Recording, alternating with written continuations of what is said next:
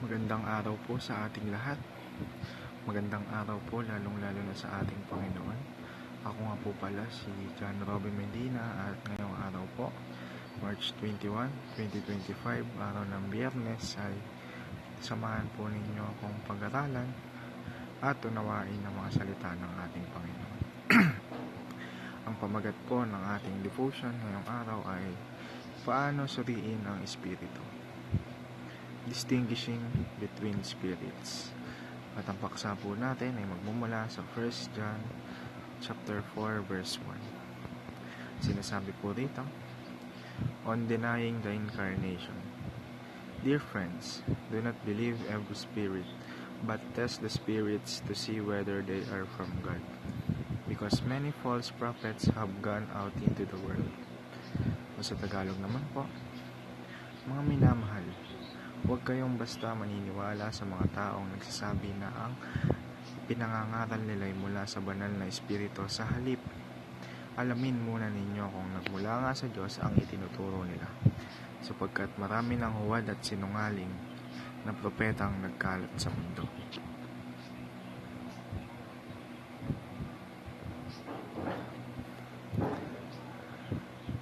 At mapunta naman po tayo sa ating katotohanan ngayong araw, which is ang 3 test of the spirit or spirit.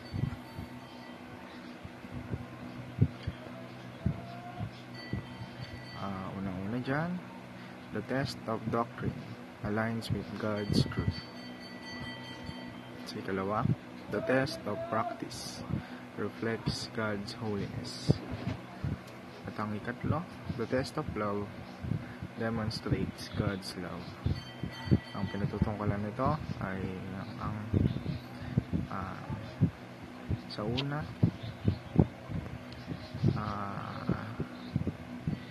aligns with God's truth, na nakahanay ito sa katotohanan sa salita ng Diyos. Sa ikalawa, nagre-reflect dito yung kabanalan ng ating Panginoon. At ikaw ulit, pinapakita dito ang pagmamahal ng ating Panginoon. At papunta naman po tayo sa ating application. So, una, test every teaching through the lens of the Bible.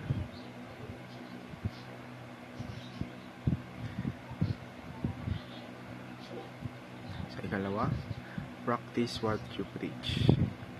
Hindi lang pwedeng nagpipreach lang tayo.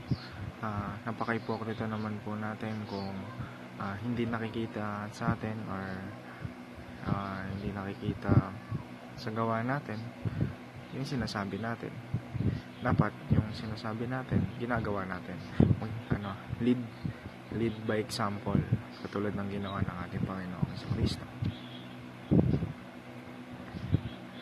At ang ikaw ulit, love the unlovable with the love of Christ. Mahalin natin kahit na hindi nakamahal-mahal yung isang tao, dahil ganun din yung ginawa sa atin ng ating Panginoong Kristo. Kahit na tayo makasalanan, minahal niya pa rin tayo, tinubos niya pa rin ang ating mga kasalanan. At para tapusin po ang ating devotion ngayong araw ay samahan niyo po ako sa isang maikling panalangin. Heavenly Father, thank you for giving me the wisdom to discern truth from error in a world filled with deception. Help me to stand firm in your word. Teach me to test every spirit and not be swayed by teachings that sound good but contradict your truth. Give me a heart that seeks wisdom and a mind that is alert to the schemes of the enemy. Fill me with your Holy Spirit that I may grow in discernment and walk in truth daily. May I always rely on you, the source of all wisdom and most of all, Father. I pray that you will teach me to love like Jesus. In Jesus' name I pray.